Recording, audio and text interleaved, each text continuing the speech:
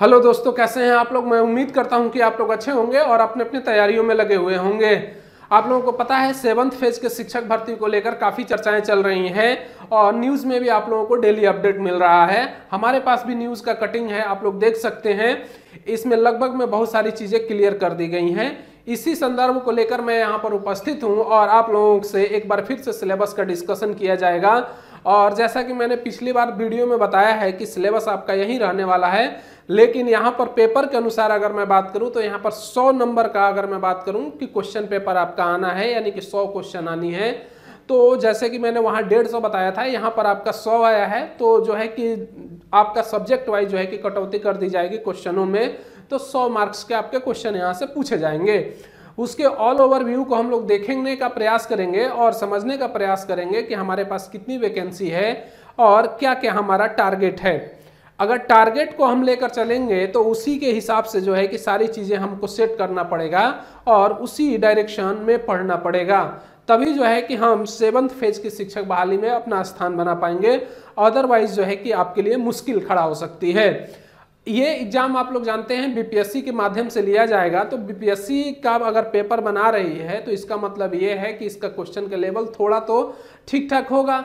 इतना भी नहीं होगा कि बहुत लो लेवल का होगा, थोड़ा ठीक ठाक होगा। जब थोड़ा ठीक ठाक होगा तो आपको बेहतर करना पड़ेगा, तभी जो है कि आप छात्रों में स्थान बना पाएंगे, क्योंकि नंबर्स ऑफ कैंडिडेट यहाँ पे भी ठीक ठाक होंगे।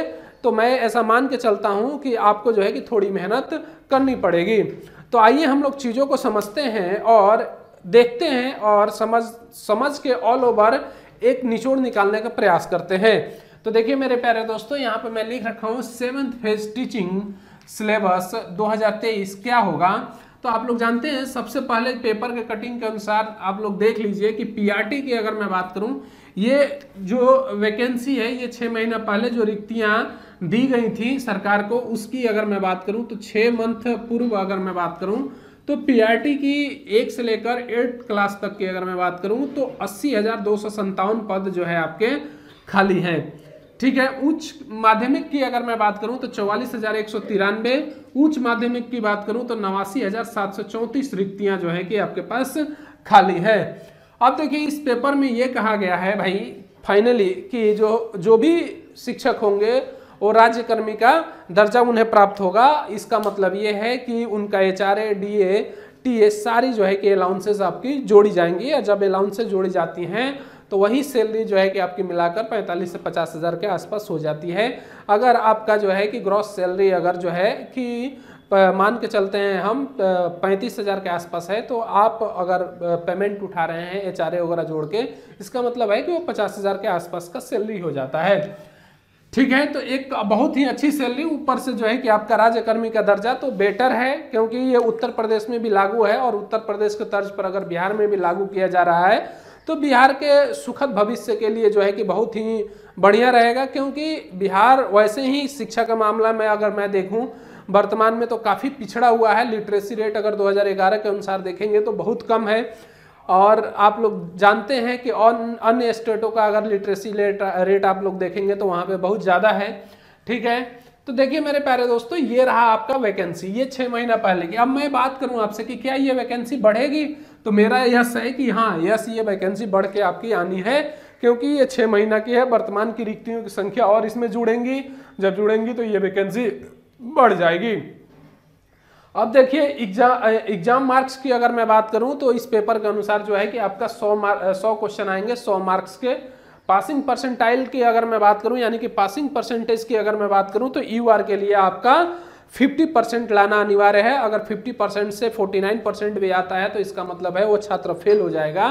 तो 50% लाना अनिवार्य है। और अदर कैटेगरी की जब मैं बात करूं, जैसे अति पिछड़ा वर्ग की अगर मैं बात करूं, नॉन क्रीमी लेयर के जो छात्र हैं ओबीसी में, उनकी बात करूं, ईबीसी की जो आर्थिक रूप से कमजोर वर्ग के बच्चे हैं उनकी अगर मैं बात करूं, इसके अलावा एससी एसटी की मैं बात करूं, तो आपका जो है कि 45% लाना अनिवार्य हो जाता है। ठीक है।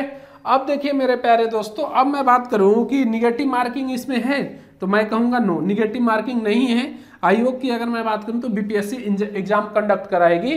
कौन कराएगी भाई? बीपीएससी एग्जाम कंडक्ट कराएगी। अब देखिए मेरे प्यारे दोस्तों, जो पीआरटी का है, अगर पीआरटी की सिलेबस की अगर मैं बात करूं तो 10th से लेकर 12th तक का सिलेबस आपका पीआरटी 1 to 8 में पूछा जाएगा। देखिए 1 to 8 में अगर 10th से 12th लेवल में पूछा जाएगा तो भाई अच्छा खासा है, ठीक ठाक है, ठीक है। अब देखिए माध्यमिक और उच्च माध्यमिक की अगर सिलेबस की बात करूं तो 12th प्लस ग्रेजुएशन जो है कि आपका यहां से पूछा जाएगा, 12th प्लस ग्रेजुएशन, ठीक है। तो आप लोग देख लीजिए कि 12th और प्लस ग्रेजुएशन अगर पूछा जा रहा है, इसका मतलब ये है कि 12th के जितने भी सेक्शन है वो, और ग्रेजुएशन में बहुत सारे सेक्शंस होते हैं, जैसे सोशलॉजी होता है, आपका जो है कि साइकोलॉजी होता है, मनोविज्ञान होता है, इसके अलावा अगर मैं बात करूं दर्शन शास्त्र होता है, इथिक्स होता है, नीति शास्त्र होता है, पॉलिटिक्स होता है, हिस्ट्री होता है आपका, ये सारी चीज़ें होती हैं। इसका मतलब ये है कि बिहार के कई एग्जामों में ये देखा गया है कि सोशलॉजी से भी क्वेश्चन आया है। जैसे मैं 24 से 46 दरोगा की बात करूं उसमें आया है, 22 से 13 दरोगा की बात करूं उसमें आया है, बीपीएससी के इस बार जो एग्जाम हुआ आपका मैं बात करूं 68 का, उसमें पूछा गया है। तो यहाँ से आपको पढ़ना ही पड़ेगा। अगर टीचिंग एप्टीट्यूड पढ़ते हैं इसका मतलब ये है कि आप जो है दर्शन शास्त्र पढ़ना पड़ेगा, उसके अलावा मनोविज्ञान के साथ साथ में सोशलॉजी को आपको लेना पड़ेगा, तभी आप जो है कि ग्रेजुएशन लेवल की अगर उच्च माध्यमिक और उच्च माध्यमिक की अगर मैं बात करूं इसको आप कवर कर पाएंगे, ठीक है। तो मैं उम्मीद करता हूं कि ये वाला पोर्शन आप समझ गए होंगे। अब देखिए मेरे प्यारे दोस्तों, अब मैं बात करूं कि जो मिडिल क्लास है इसकी अगर मैं बात करूं तो मिडिल क्लास में दो पार्ट है, पार्ट ए है और पार्ट बी है, और यहाँ से 100 क्वेश्चन आपके पूछे जाएंगे, और 100 क्वेश्चन में जो है कि 50-50% का रेशियो होगा, यानी कि पार्ट ए में 50 क्वेश्चन, पार्ट बी में आपके 50 क्वेश्चन पूछे जाएंगे। अब देखिए मेरे प्यारे दोस्तों, पार्ट ए की अगर मैं बात करूं कि क्या क्या इसमें पूछा जाएगा, तो आपका हिंदी पूछा जाएगा, लैंग्वेज आपका सेकंड, अगर लैंग्वेज सेकंड में अगर मैं बात करूं तो 3 सब्जेक्ट आ जाते हैं आपके, इंग्लिश आ जाता है, अगर उर्दू आ जाएगा आपका, उसके अलावा अगर मैं बात करूं आपका संस्कृत आ जाएगा। तो ये पोर्शन आपके जो है कि लैंग्वेज सेकंड के ही, या लैंग्वेज फर्स्ट में आपकी हिंदी आ जाएगी। अब देखिए मेरे प्यारे दोस्तों, अगर मैं बात करूं कि आप लोग जानते हैं कि उर्दू बिहार का द्वितीय राजकीय भाषा है, तो आप लोगों को ये पता होनी चाहिए, हिंदी प्रथम है। इसके अलावा GK GS plus CA current affair, इसके अलावा आपका अगर मैं बात करूं तो मैथ और रीजनिंग आ जाएगा, ठीक है। इसके अलावा CDP child development and pedagogy, उसके बाद से साइंस का पोर्शन आ जाएगा।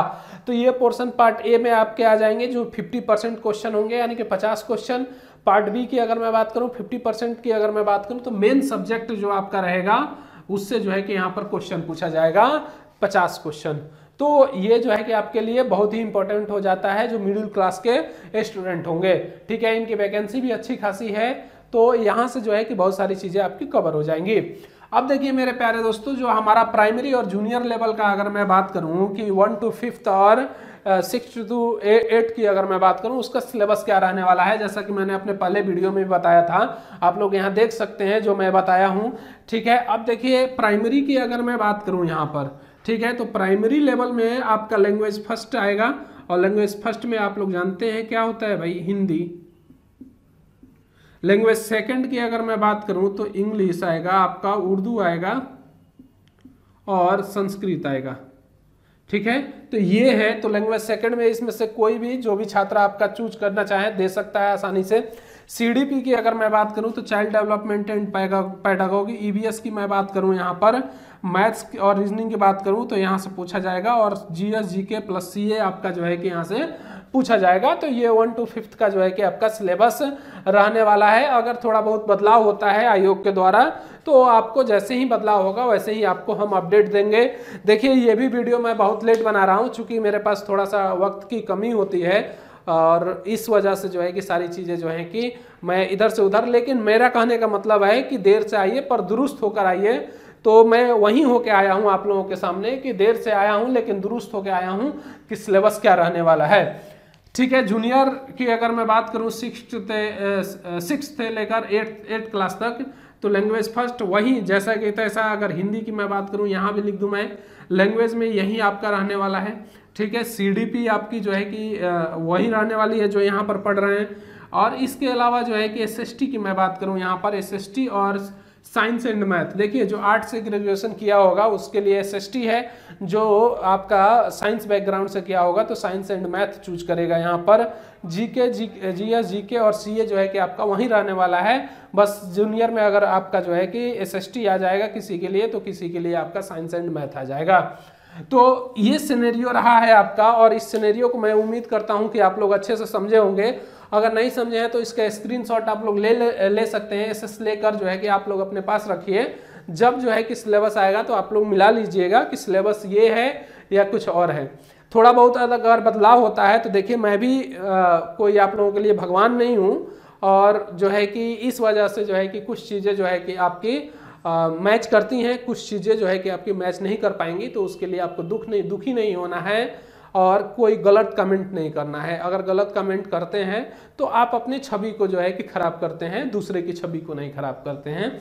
क्योंकि आपकी भाषा, आपका जीवन शैली आपको जो है कि एक ऐसे सुखद मोड़ की तरफ लेके जाता है जो कि आप एक अच्छे व्यक्तित्व के रूप में उभरने का प्रयास करते हैं, तो आप नहीं हो पाते हैं अगर आप गलत कमेंट करते हैं तो देखिए मेरे प्यारे दोस्तों, ये सिनेरियो जो है कि आपके लिए बहुत ही इंपॉर्टेंट है। इसमें से अभी से अगर मैं कहूँ आपसे, तो आप जो है मेजर पोर्शन की तैयारी में लग जाइए। जैसे अगर मैं बात करूं CDP, EVS, math, GK, GS, ये जो है कि आप जो है कि कॉमन है, ये करना ही पड़ेगा। इसके अलावा आपके पास कोई ऑप्शन नहीं है।